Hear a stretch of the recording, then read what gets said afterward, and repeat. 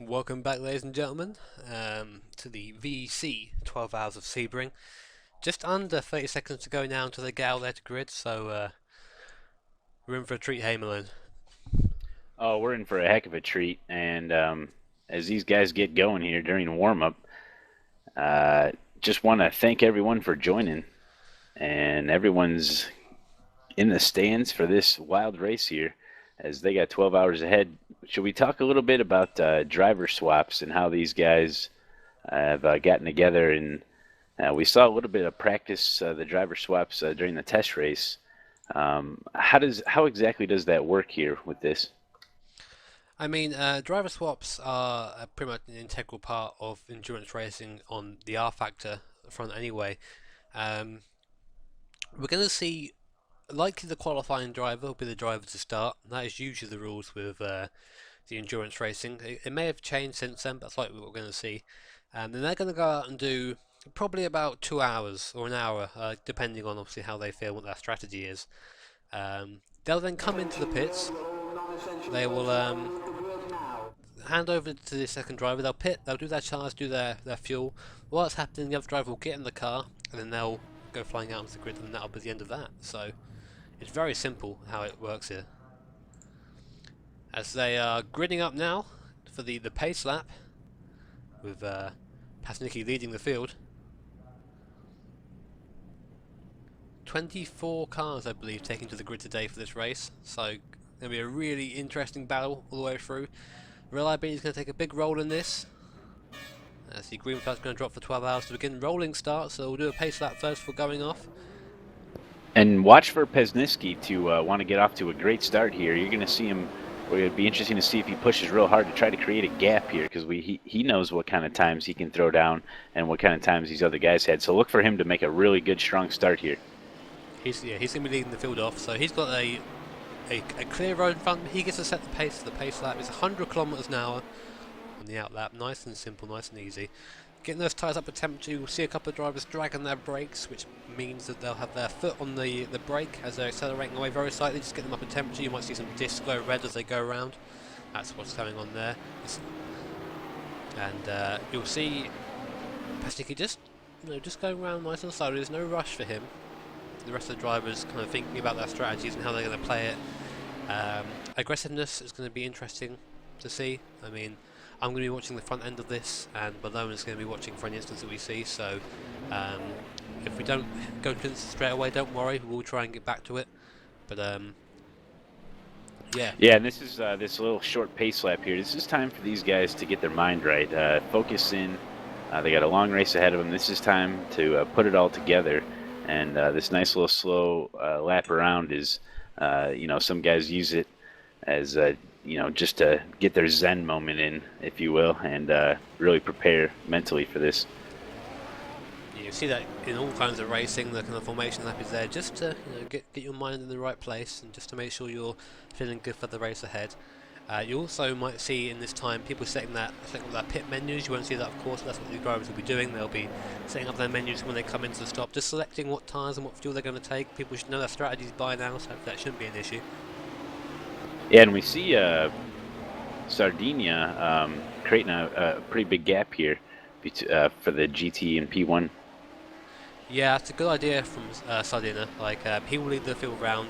You don't want the cars getting together right at the start. You want to have a big gap between them. Not massive gap. I'm not quite sure how big the gap is. Just have a quick look before we go back. Yeah, it's a couple of meters. That's a good kind of gap there. As now we'll see the cars forming up 2 by 2 as they come round the pit straight. That's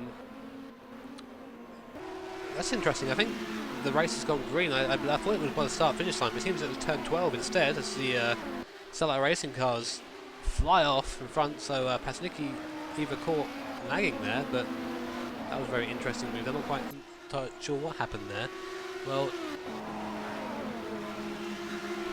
it'll be interesting to see if any penalties are given there because I'm not sure. I think they jumped the gun a bit going round. Not sure, but they're all on full throttle there. Sardinia is taking them through. He's got quite a bit of gap here already. Last time in that the gap has stayed relatively the same in the GTs, but the prototype class, obviously, we've had the issues of Klaus Kag and Eric Tesse have just gone flying away at the start in the satellite racing car. So satellite 1-2 at the moment. With Pasnicki in that sim racing number 25 car in third place, having lost out big time at the start. I'm not quite sure what happened there. I was under the impression the leader led everyone off, but apparently not. Either that or we're going to see some penalties come soon, and I'm sure that will be kept up to date by our admin, Mr. Jimmy Allison, and if he wasn't driving anyway. That'd be something I think that would be looked up after the race at this point. Yeah. But anyway, leading off. Jimmy Allison and Santi are back there. He picked up a couple spots already as these guys are running close to your GT3 class. Very recognisable car, that Bianchi Racing 458 with that luminescent turquoise green on it. Very easy to see in the light and in dark. Very early morning here, just gone 8 AM as the race starts, so the sun's starting to come over. The shadows are still very long on the track, and everyone focusing obviously on just getting into the groove at the moment. Not too annoyed, not too concerned if they've lost a place or two, or they've gained a place or two. As the GT car goes off in the background, I think that was Mike.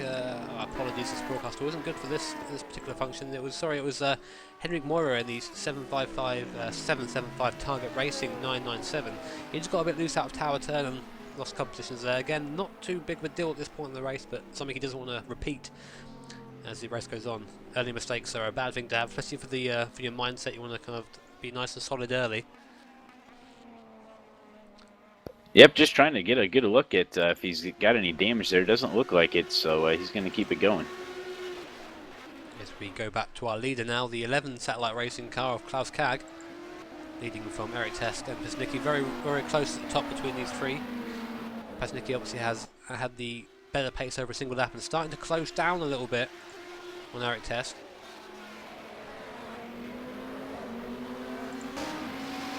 So we're on board now with Pasnicki.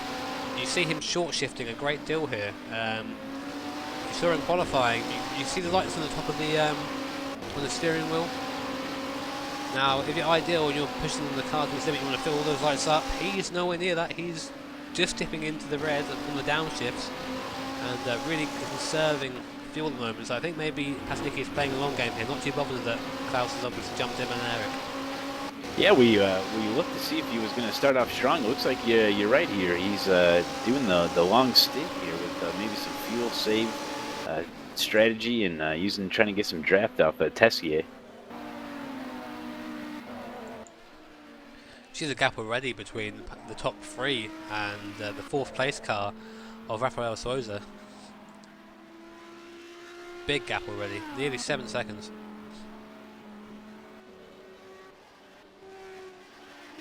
All on his own as well, as Jerry Daniels coming through. He's crossing the line now. The car's already very spread out. Our very own Paul Schumann down in 6th place in the Champion Racing AMR. Looks like he's giving it some going through turn 1 there. Car rocking a little bit through turn 1. Want to make sure it keeps stable through there. Schumann with a very long history of endurance racing. So obviously he's looking to use that experience here today.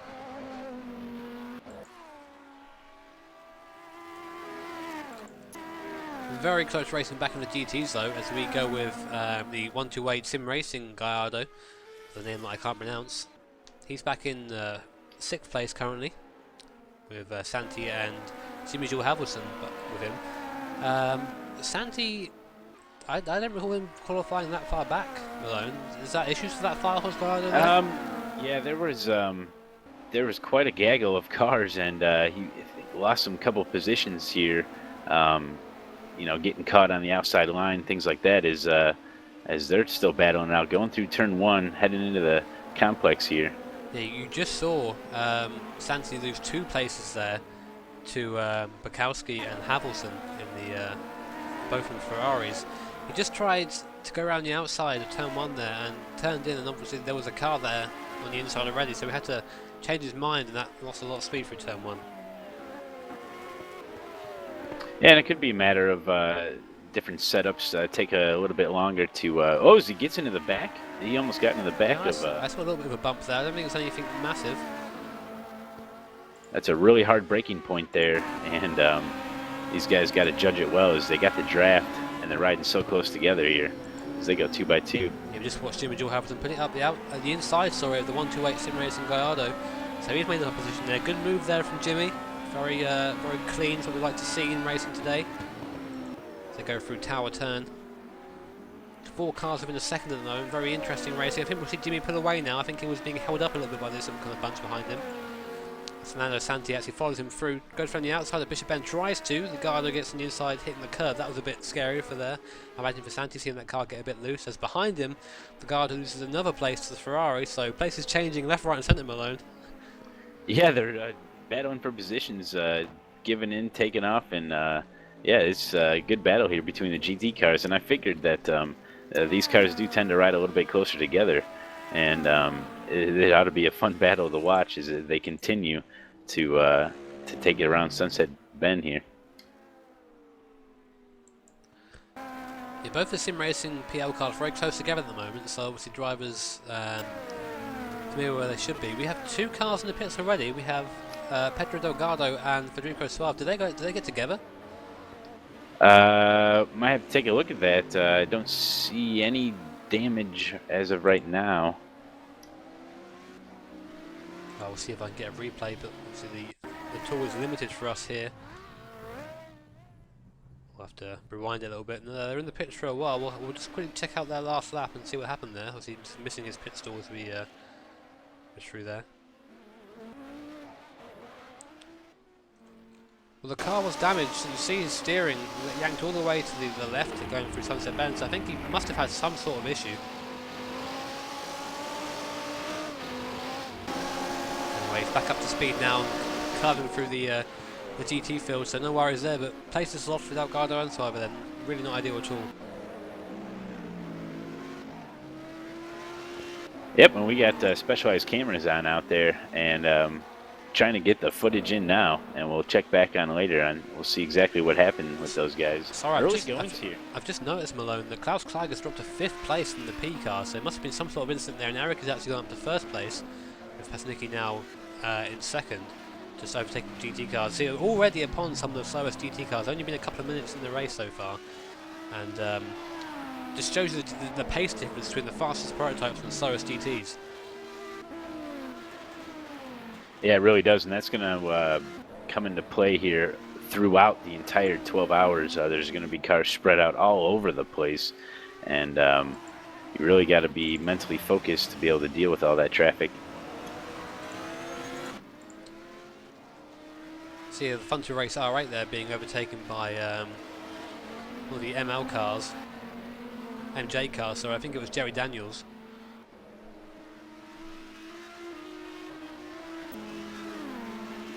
As you see the Schumann there going past the Fun to Race car. The best thing to do in the situation when you're being lapped by a car is try and keep your line. So often you'll see cars try and move out of the way. Really don't want to be doing that at all. You want to try and stick to your line, be predictable, let the other car know where you're going to go, and that way you'll avoid an accident. Yeah, make your intentions well known on the track. Don't be weaving and bobbing around. Just make your intentions really well known. Be very deliberate out there. Use a little bit of driver communication. Sometimes it's non-verbal signs that you can show to be able to get around safely. Definitely, a lot of this in position. As we watch Delgado getting onto the curb on the outside there of turn 1, we saw that happening in the test race, just hitting it the wrong way and causing what looks like damage to the car. We'll go on board and see if he's got any steering damage at all. Not really having a good race today are the Snow Shatton team. Looks like it's got some steering damage and the car's moving about on the road a little bit, so back in the pits for Delgado. Disaster. Oh, that's unfortunate. Hopefully that pit crew can do whatever they can, get him back on out there. And like we said, it's going to be survival of the vehicle as this road, as this track really beats up the car, and it really shows its true durability. Well, that's something that he's going to have to work on now. It's going to be a big recovery effort from the Show Saturn team, so we'll keep an eye on those as the race goes on. But for now, the head of the field, Eric Teske, pulling away from Pasnicki, it seems. There's about a gap about straight away now between them, front straight. So Eric, giving it some. We'll go on board together like we did before and just check out how he's shifting, because that's a big tell in these cars as to what kind of strategy he's on. So we'll wait until he gets onto the straight. He's definitely giving it a bit more than Pasnicki was. Yep.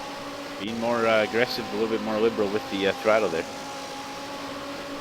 So obviously he's looking to go faster, but not as long.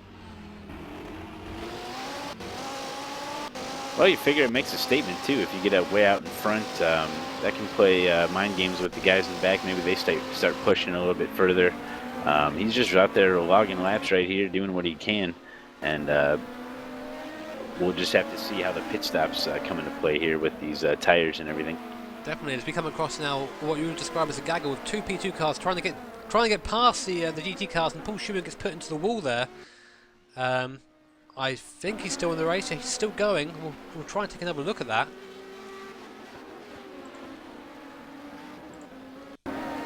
So you see here now coming down to turn. One of the GT cars move across. The MJ car just touches Paul Schumann and he goes into the wall on the left. Big damage, no doubt, for that champion racing car, and disaster again from the start of the race. You don't want to have that going on at the start of the race at all. You want to keep out of trouble as much as you can, but this shows the difficulty of lap traffic there. The GT cars were fighting, the prototype cars were fighting, neither wanted to slow down, and Paul Schumann was the victim this time around.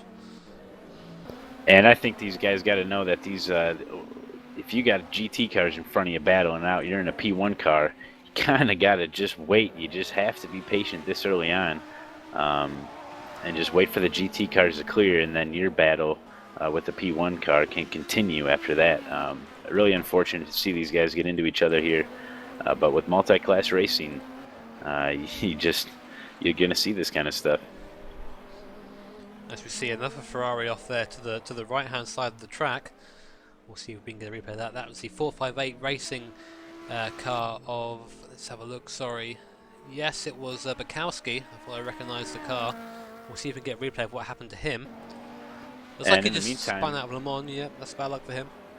And in the meantime, we got Doran trying to get by some traffic. That's Allison kind of holding up Doran there as they try to get on the backstretch here.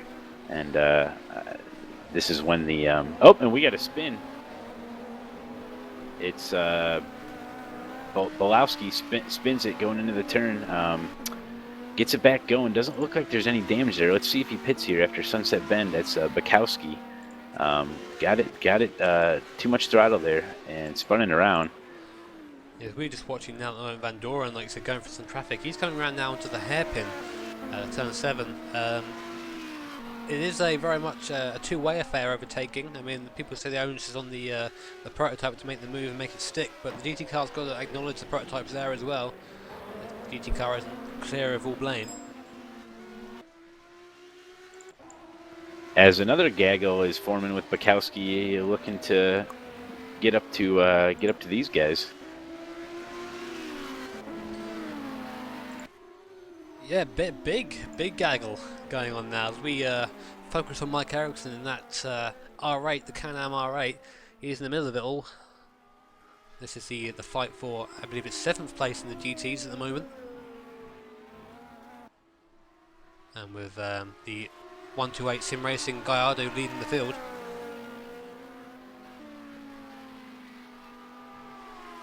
You see also Bukowski, like you said before, looking to try and get back into position after his spin, so we might see him trying to carve through. He's looking now at Robin Toll in that rare Racing Endurance Gallardo. And now there's going to be a draft fest going down the straight. As we'll go on board with Bukowski and see what things from his view, shall we? So he's going to try and get in the draft. The car behind him has got a draft, and the car in front of him has got a draft as well. So everyone's going down the straight. Nearly 160 mile an hour now. Big speed for the GT cars going into Sunset Bend. Jockeying into position, they took some different lines through there as they try to get over the bumps, threw it out. Looks like they all make it through. Very nice driving here. Yeah, and we'll stay on board with the Ferrari of Bukowski as we go through turn 1. You see the Robin Tolk looking at the inside there, just letting the Can-Am Mike Ericsson know that he's there. As Bukowski's a much better line through there, that's on the inside. Will he be able to outbrake him? No, I don't think he's a bit too far back for that. He's going to stay on the inside again. A lot of these kind of mini overtaking moves, fake overtaking moves, are there for mind games. You've got to let the guy in front of you know that you're there. The more you do that, the more the guy's going to get nervous and the more likely he is going to make a mistake.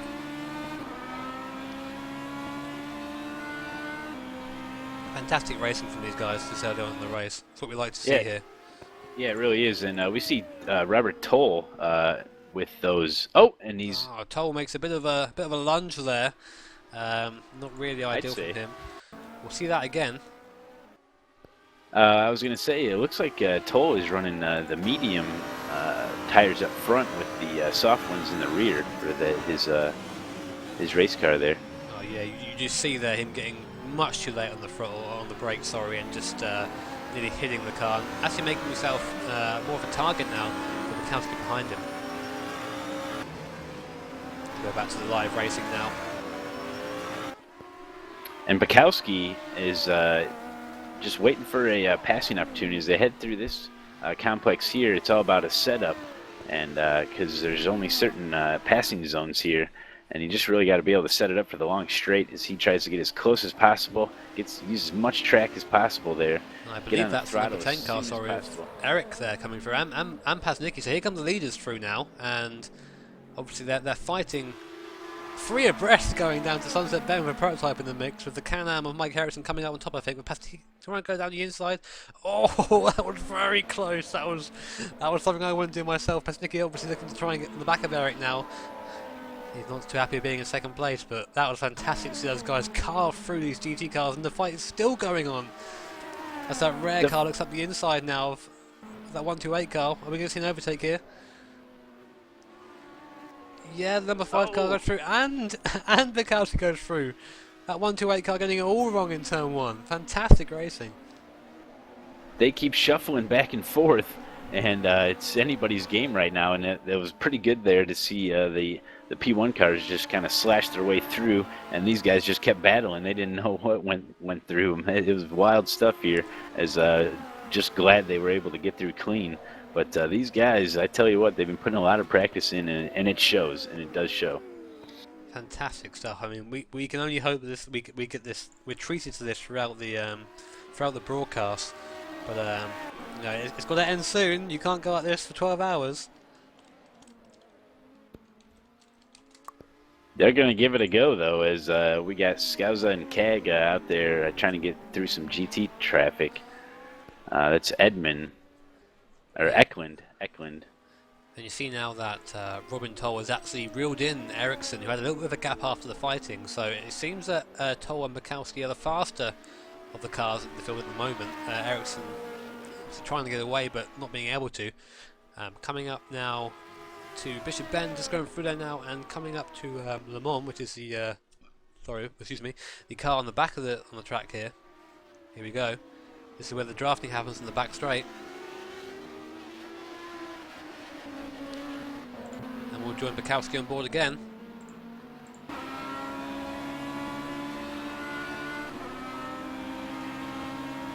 Let's see what happens this time, shall we? Last lap, obviously everyone jostled through here.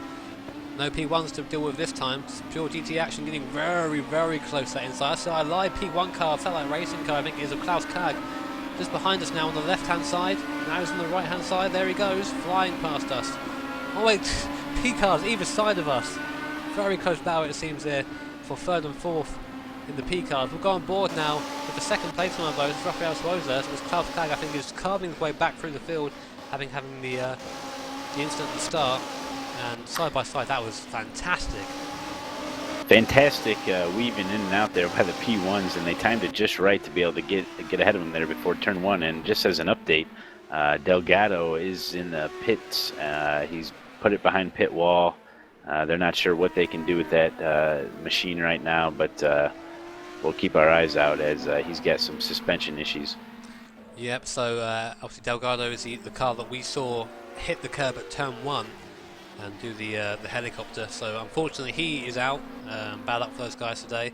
I'm looking to bounce back at the next race, but for now we'll focus on the racing at hand as Klaus Kag goes up the inside of Jimmy Allison, that Bianchi racing car, just making sure we can get through there. And now Rafael Suarez is going to try and get past before we get to Bishop Bend. He should have no problem doing it. The P1's car has a lot more poke than GT cars does. So drama over there, but not in the GTs. Back with Mike Ericsson now. The 128 car has been dropped from the group, so it's 3 cars now. But Mikowski getting on the inside curb, trying to look at the inside through Bishop Bend. Not something I'd recommend overtaking in any car, let alone GTs. No, not an area to overtake, but an area to play some mind games. and you have to see with these different speeds of the cars. Certain turns like the hairpin and other slower turns, these P1 cars and GT cars are going about the same speed. It's the higher, faster corners where you have to watch for the. And as we see, holy cow, Bukowski going to the inside there.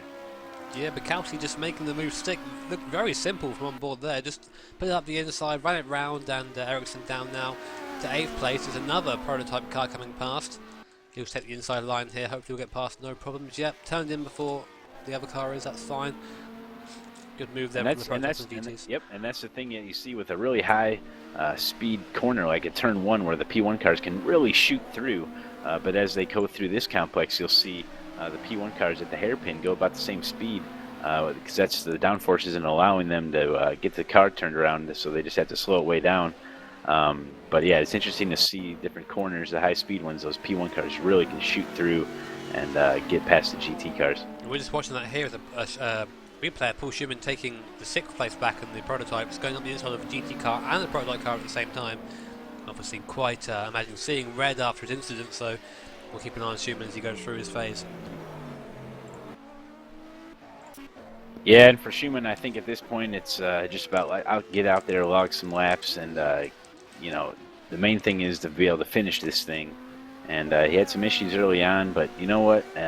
12 hours, it may not do too much harm to him. We'll see how it plays out. I still can't get over that Ericsson and Toll are still together on track. Obviously a couple of the cars have been dropped and Mikowski's pulled away now, so starting to spread now. People are starting to fall into where they should be in the race as Paul Schumann comes into view behind us. You can overtake us on the straight, I imagine. We'll go on board Ericsson now. Just about the speed difference between the R8 here and the prototype is whizzing past on the right. So much faster.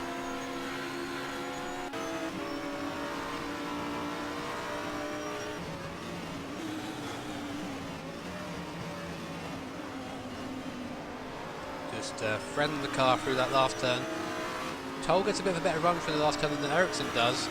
A little bit of a slipstream now coming up to turn 1. It's not going to be enough to make any kind of move, I think, but he's that little bit closer now.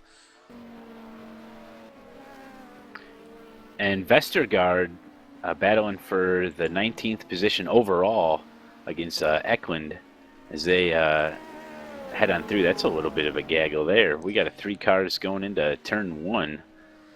So that's the Sim HQ car, the Sim Racing Tech car, and the Target Racing 997. All together now on track, just about a second between them. The SLS there, the only SLS in the field from memory. Actually not where it would want to be, I imagine, but it's still going nonetheless. It's stayed out of trouble so far, which is a something admirable given how many instances we've already seen in this race.